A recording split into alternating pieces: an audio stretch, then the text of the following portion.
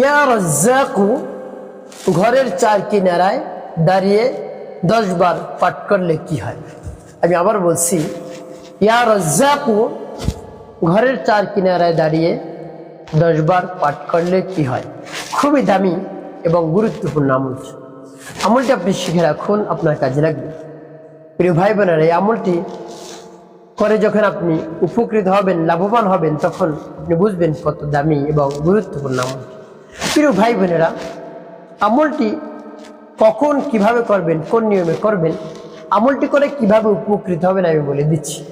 প্রিয় ভাই বোনেরা, আপনাদের সকলের কাছে অনুরোধ থাকবে, যখন আমলটি শিখবেন, ভিডিওটি দেখবেন, ভিডিওটি না টেনে না কেটে দেখার চেষ্টা করবেন, তাহলে আপনি সঠিক নিয়মে আমলটি করতে পারবেন। আর যদি কেটে কেটে টেনে টেনে দেখেন, তাহলে অনেক জায়গায় বাদ করে দিতে পারে। এই জন্য ভিডিওটি না টেনে না কেটে দেখবেন, তাহলে আপনার কোনো ধরনের সমস্যা থাকবে না আমলটি করে। প্রিয় ভাই বোনেরা, শুরুতেই বলবো আমলটি কিভাবে করবেন, তারপরে বলবো আমলটি করে কিভাবে আপনি উপকৃত হবেন। তাহলে চলুন আমলটি শিখে নেওয়া যাক। সর্বপ্রথম আপনি কি করবেন? আমলটি করার ক্ষেত্রে উত্তম রূপে ওযু করবেন। উত্তম রূপে ওযু করে পবিত্রতা অর্জন করে আপনি দাঁড়াবেন, বসে না,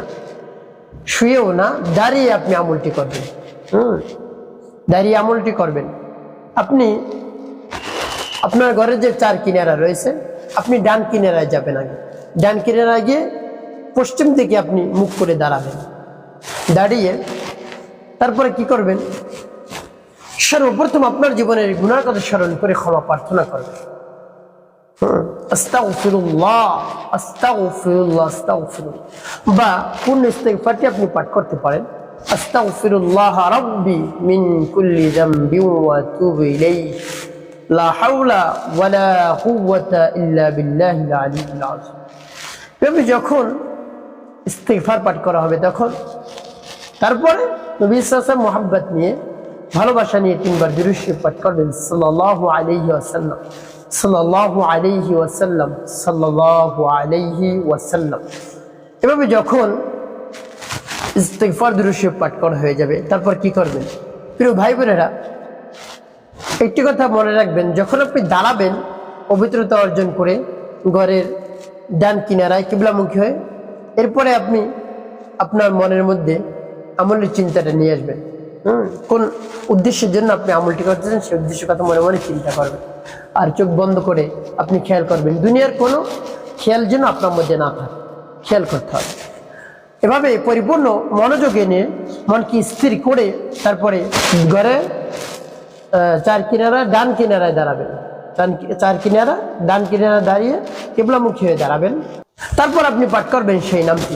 সেই নামটি যখন পাঠ করবেন, মনে মনে ভাববেন, চিন্তা করবেন, স্মরণ করবেন কোন উদ্দেশ্যের জন্য আপনি আমলটি করতেছেন, সেই উদ্দেশ্যের কথা মনে মনে ভাববেন এবং রব্বে কারিমের কাছে দোয়া করবেন, হে আল্লাহ, আমার আমলকে কবুল করুন, আমার সময়কে কবুল করুন, আমার সমস্যার সমাধান করে দিন, হে আল্লাহ।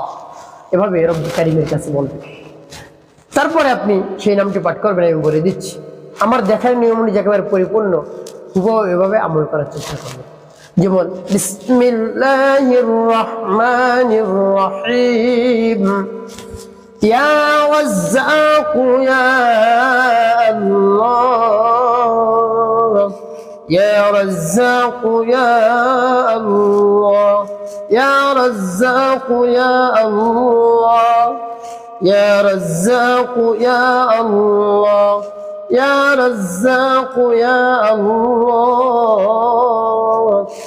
ইয়া রাজ্জাকু ইয়া আল্লাহ, ইয়া রাজ্জাকু ইয়া আল্লাহ, ইয়া রাজ্জাকু ইয়া আল্লাহ। এভাবে যখন পাঠ করা হবে, তারপরে একটু ছু দেবেন। আপনি কিন্তু শুরুতে ঘরে চার কিনারা ডান কিনারা দাঁড়ালেন কিবলামুখী, এরপরে আপনি অন্যদিকে চলে আসবেন। আপনি ডান দিকে দাঁড়ান, এখন বাম দিকে চলে আসবেন। বাম দিকে চলে আসে আপনি কিবলামুখী হয়ে দাঁড়াবেন। দাঁড়িয়ে আবার আপনি পাঠ করবেন, বিসমিল্লাহির রহমানির রহিম, ইয়া রাজ্জাকু ইয়া আল্লাহ, ইয়া রাজ্জাকু ইয়া আল্লাহ, ইয়া রাজ্জাকু ইয়া আল্লাহ, يا رزاق يا الله يا رزاق يا الله يا رزاق يا الله يا رزاق يا الله يا رزاق يا الله করা শেষ তারপরে একটু ফুজে এরপরে আপনি ঘরের পিছন দিকে যাবেন পিছনে যে দুই কিনারা রয়েছে আপনি তো সামনের দুই কিনারায় এসে দাঁড়িয়ে আমলটি করেন এবার পিছনের কিনারায় দাঁড়াবেন পিছনের ডান কিনারায় আপনি দাঁড়াবেন শেষে ডান কিনারে দাঁড়ায় ওটাও কিবলামুখী হয়ে দাঁড়াবেন দাঁড়িয়ে আবার পাঠ করবেন বিসমিল্লাহির রহমানির রহিম ইয়া রাজ্জাক ইয়া আল্লাহ يا رزاق يا الله يا رزاق يا الله يا رزاق يا الله يا رزاق يا الله يا رزاق يا الله يا رزاق يا الله يا رزاق يا الله পাঠ করার সময় একটু তারপরে এবার পিছনে বাম কিনে আপনি দাঁড়াবেন ওটাও কিবলামুখী অর্থাৎ যে চারিদিকে আপনি দাঁড়িয়ে দিয়ে আমলটি করবেন সেটা যেন কিবলামুখী হয় সব দিকটা যেন কিবলা সামনে থাকে তারপর আপনি আবার পাঠ করবেন বিসমিল্লাহির রহমানির রহিম ইয়া রাজ্জাক ইয়া আল্লাহ يا رزاق يا الله يا رزاق يا الله يا رزاق يا الله يا رزاق يا الله يا رزاق يا الله يا رزاق يا الله يا رزاق يا الله প্রিয় ভাই বোনেরা কোন উদ্দেশ্যের জন্য আপনি আমলটি করেন আমি বলে দিচ্ছি পরে আগে আমলটি শেষ করা হোক আপনি একেবারে উপকৃত হতে পারবেন ইনশাআল্লাহ ভাই বোনেরা এভাবে যখন ইয়া রাজ্জাক ইয়া আল্লাহ ঘরের চার কিনারায় দাঁড়িয়ে 10 বার করে আপনি পাঠ করবেন পাঠ করা যখন শেষ হবে তারপরে নবীজি সাল্লাল্লাহু আলাইহি ওয়াসাল্লাম মুহাব্বত নিয়ে ভালোবাসা নিয়ে আপনি 7 বার দুরূদ ইব্রাহিম পাঠ করবেন একবারও কম পাঠ করবেন না আল্লাহুম্মা সাল্লি আলা মুহাম্মাদ ওয়া আলা আলি মুহাম্মাদ কামা সাল্লাইতা আলা ইব্রাহিম ওয়া আলা আলি ইব্রাহিম ইন্নাকা হামিদুম মাজিদ আল্লাহুম্মা বারিক আলা মুহাম্মাদ ওয়া আলা আলি মুহাম্মাদ কামা বারাকতা আলা ইব্রাহিম ওয়া আলা আলি ইব্রাহিম ইন্নাকা হামিদুম মাজিদ আল্লাহুম্মা সাল্লি আলা মুহাম্মাদ ওয়া আলা আলি মুহাম্মাদ كما صليت على إبراهيم وعلى آل إبراهيم إنك حميد مجيد اللهم بارك على محمد وعلى آل محمد كما باركت على إبراهيم وعلى آل إبراهيم إنك حميد مجيد اللهم صل على محمد وعلى آل محمد كما صليت على إبراهيم وعلى آل إبراهيم إنك حميد مجيد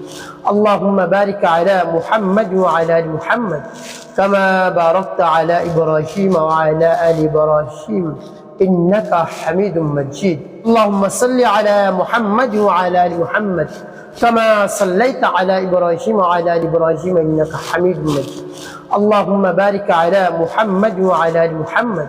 كما باركت على إبراهيم وعلى آل إبراهيم إنك حميد مجيد اللهم صل على محمد وعلى آل محمد كما صليت على إبراهيم وعلى آل إبراهيم إنك حميد مجيد